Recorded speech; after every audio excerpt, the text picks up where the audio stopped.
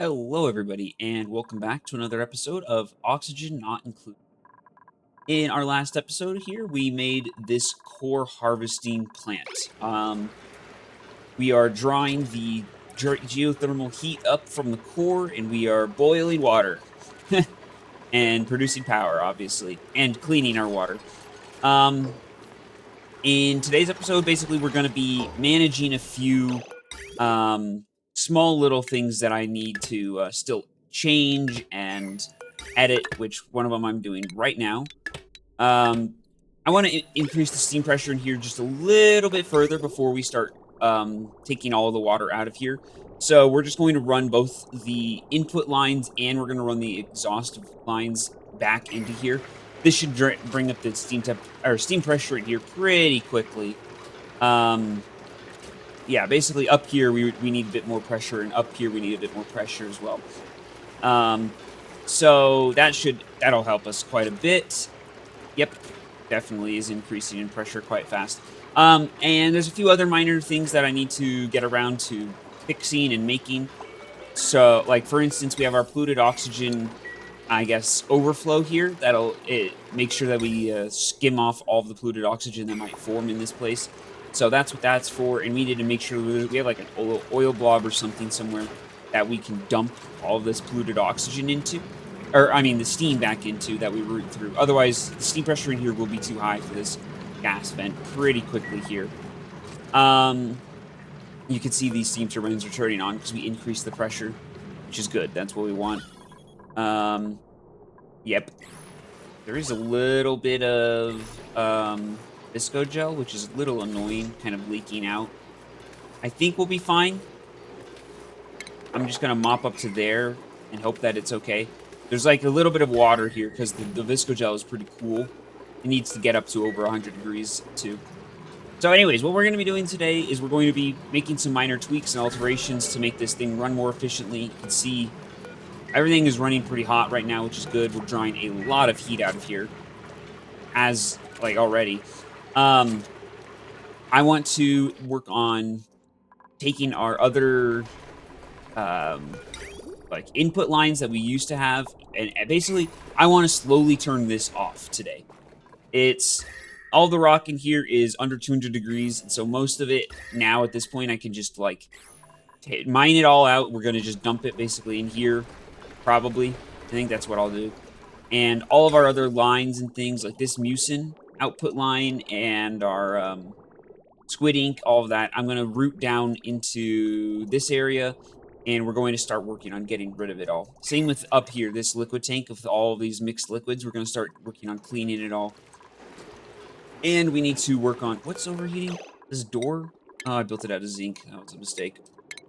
Um, and this, we need to work on overflow handling for our output water, which you can see is already increasing quite rapidly. Okay, it looks like everything got over, um, it's over 20 kgs in here now, maybe? Just about. Yeah, basically.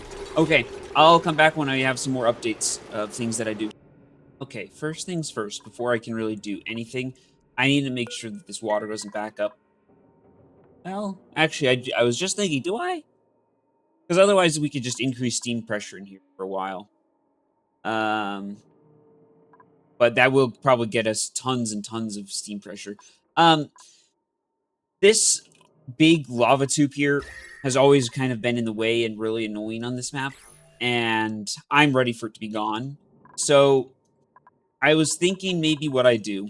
Finally, I know it's still got some heat to it, and we're going to be cutting that in half because of obviously mining it out. But I think I want to get in here. I want to mine this all out. And I want to dump all of the igneous rock and obsidian right into this room, um, and hopefully get the last bits of heat out of it. And that way we can then run like pipes and things through this area, which I've been wanting to for a very long time. We've been constrained by the way this is, this biome. So I think I do want to deal with the water output first before I do that, just in case. I would prefer to not have this back up and out at all. Otherwise, things will start breaking, and I don't want to deal with it. So I guess we'll just we'll have to build a pipe around a long way up. We're just gonna send it to space for now until we can actually remove this entire area through the center here. So let's build that really long pipe. It's so satisfying being able to see all the steam turbines running at max efficiency here. The steam temperature and pressure has gotten high enough now that it's everywhere in here just over 200 degrees. So that's exactly what we wanted. Now, these doors are closing fairly frequently. We've already drawn out not too much temperature, actually. Maybe only like 50 degrees worth. There's a lot of temperature down here. Uh, we haven't even frozen the first tile yet, which is good. So pretty soon here, eventually, like it will freeze, and we'll start digging this further down, putting in our active heating, transfer loop, all that kind of stuff. Maybe by then we'll have thermium. That would be quite nice because we are out of iridium. Which, speaking of, I should send my rocket again. Um, Also, I believe this is almost done. This pipe, and I know obviously it's wasteful to send all this water to space and just get rid of it, but for right now, that's what we're gonna do. I don't really like using infinite liquid storage. I could totally use it. We could have a tile of like, 2,000 tons of water easily. Um, I just don't really Hey, I don't wanna do that, it's less fun, and, gets to a point where it's just like, if after, another 1,000 cycles, I'll have more water than I would ever need to worry about, and it's just like the challenge is gone away. So, not gonna do that exactly, but it is interesting to still deal with it, the amount of water we produce on this map. There is a lot of water here. Also, it's a slightly different off topic. I have to move all the clampums in here because we did run out of this mixed liquid tank in our base, which used to have our fish in it and all that. It ran us. It helped us for a long time, a long, long time. But it's out of its time, and there's no real good water to fill this up with anymore. Um, we used to just fill it with a bunch of different water pockets we would find around the map, and well, there's a few of those still left, but none out or none inside the base. It's been pretty cleaned up, so we're gonna just eventually we'll sweep all this up and clean it out. Now this does have my oxalate and bleachstone storage, so that does need to be moved somewhere else here pretty soon. Okay, so now that overflow protection is in place, also it's auto saving. If you're curious why the game is, oh now it's done. Okay, so now that overflow protection is in place, I think it's probably a good idea to put in our auto sweepers down here, so we can grab all this dirt, salt, and just whatever else is down here from what the liquids that we use. And also, I want to grab all this copper out of here. And then what I'm going to do is I'm going to run those on a conveyor rail right through this area, this like steam turbine room, either one of these, because we have all this supercoolant running through, and the supercoolant can absolutely handle the heat. At least I'm pretty sure it can. It is also slowly cooling down the entire biome because I didn't insulate the turbine rooms, but I think that we don't really care about that fact. It's already gotten quite chilly right through here, which is good. Um, it's just amazing how much capacity supercoolant can do for me. Also, are there liquid pipes being built somewhere? Oh, there's liquid pipes being dismantled. Um, so yeah, we're just gonna pick up all this stuff. We're gonna run it through here, cool it off, and then we'll send it off to somewhere up here, wherever the line is that normally we would have been putting items on. I don't think I have any conveyor rails through here yet. No, that's good. Some logistics are starting to get quite difficult to figure out how to route them around, especially liquids. You can see there's a few liquids going on around here, just a few.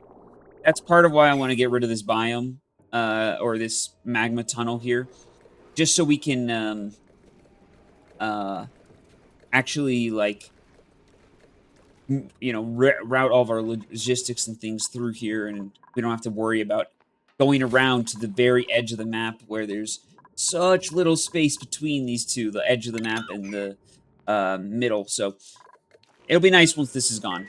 And I'll definitely be doing this quite soon here. You can see even the steam turbines are almost off fully in here. Okay. Let's figure out those auto sweepers. Okay, I think the conveyor rails are done here. Now, I don't know. I think I need to loop this a few more times. You can see, yeah, it's still coming out pretty hot here. I need to, I think, loop these conveyor rails back around the other side more.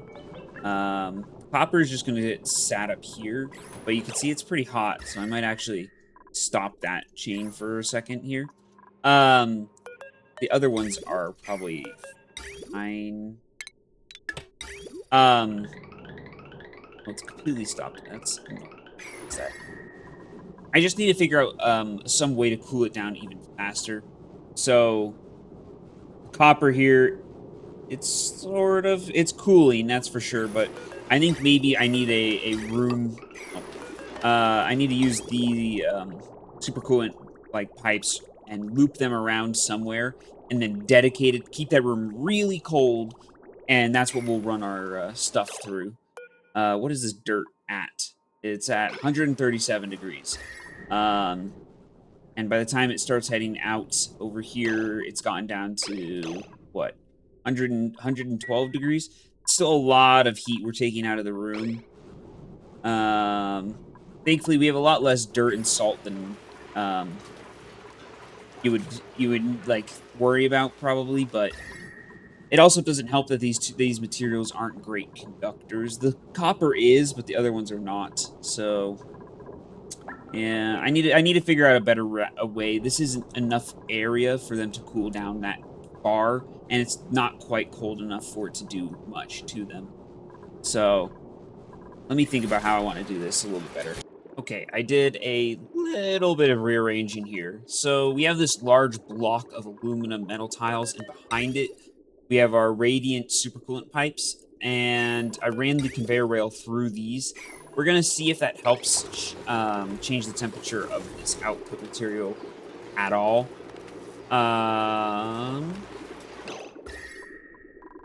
Yep, it did. The copper is now at 35 degrees. Let's see, what's the dirt at? The dirt is still at 146, which is... Let's see. So the dirt has been coming in at 200 degrees, so it loses 60 degrees of temperature. So not bad. It's just dirt has a really bad thermal conductivity. Honestly, so I was running the copper on like the secondary extra little loop here, but since copper has so much better thermal conductivity, I think what I'm going to do is actually, I'm going to send the copper. Really? It's not going to go. I'm going to send the copper right past, and I'm actually going to send the dirt around like this instead. So I really need to fix here. Before I do that, let me get the copper off the line somehow. But I think that way we'll run it through this room a little bit longer and maybe suck out a bit more heat from it. I'm sure the salt also will have the same problem as the dirt, which could maybe run the salt around somewhere. But still, this helps quite a bit, especially with the copper drawing out the heat from there. Yeah, let me get this off the line. Really? It's gonna do this? Okay. Well, anyways, I'll fix this and see how it's working here in a bit. Wait a minute. No, I might have been crazy. That might have been dirt that was already on the line, because this dirt is 39 degrees. There was some right here. That one's at 38 degrees. Let's see. What is this one at? Coming right out of the area. Oh my gosh. It's so hard to find with a conveyor rail where the actual thing is. There. This dirt is 40. Okay, wait. So, I guess it is working. I don't know if I need to have the liquid or the bridge across here. What's the copper coming out at? Yeah, 40 degrees as well. Okay, well then I'm just going to leave this be. It is definitely sucking a lot of the heat out of here, which is good. And then our supercoolant line, let's see. It's coming now it's now 50 degrees. We'll see if it can handle all of that cooling. It's also still got to cool all of these steam turbines too. we're pushing it to its limits here, probably, with how much we're cooling. Um, yeah, I mean, it seems to be working. That dirt just came out at what? 43 degrees. That's cool enough that I'm happy to let it go off into the base. Most of the rest of the base is already 40 degrees or higher at most places. So that's fine by me. Another small thing we did, you can see we have all of these hot rooms like right next door to our steam turbines. We have this polluted brine vent, we have this thermal gas fissure, and we have an oil well. I just capped them off with some insulated wall or doors and walls, just so we have a little bit less heat leak and to take a bit more strain off of our coolant, our supercoolant loops. Um, it still has to cool down this entire room over time. And I might put one more like door here-ish maybe to cut off the rest of the biome, but really I think most of these steam turbines are just going to be running at 40 to 50 to 60 degrees, which is fine. That is, there's no problem with that, especially after we start cooling all this. There we go. Now that it's gone back through the backlog, it's catching back up again. Yeah, the supercoolant's 40 degrees. We'll see. I think that's all the temperature related stuff that I need to do. Now what it is basically figuring out our input lines and all of the fluid input handling. Really, like I said in the previous one, it would be quite nice to run through a um, preheater using our output water tank, which is 95 degrees. My only concern with doing so is that we do have mucin on the line, and of course, mucin has an overheat. It will convert to polluted water at 90 degrees, and so if we run the mucin through this room, this tank, it has a possibility of overheating. Um, it might not end up getting to 95 degrees, but it's worrisome, and so we have to be careful. But it will raise the efficiency of this whole system by a ton if we do this, if we run it through the hot water first, because it'll bring the water up at least from 50 degrees to maybe close to 95, which would be helpful. Um, Really, over time, this will cool down and it won't be 95 constantly. So I guess really I shouldn't worry about it, especially if we're mixing liquid inputs here. So yeah, that's the next goal, is to build that, I guess, preheater. I'll just have to be careful and watch the mucin to make sure it doesn't do anything stupid. And you can see this vent is off, it's dormant.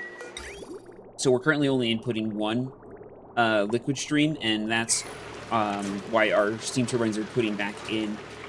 And steam pressure is rising in here slightly, not a lot. Also, there's no polluted oxygen because it's so hot that it instantly flashes from polluted brine. There's like a millisecond that it's polluted water, and then it immediately turns into steam. It's not even, and then also the algae.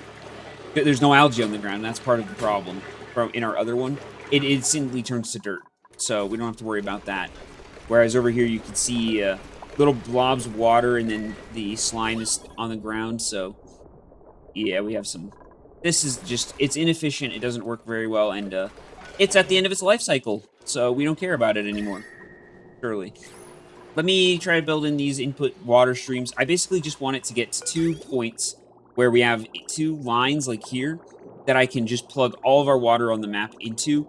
It'll run through everything and come in, and I don't have to worry about it anymore. So I just want 2 easy input streams.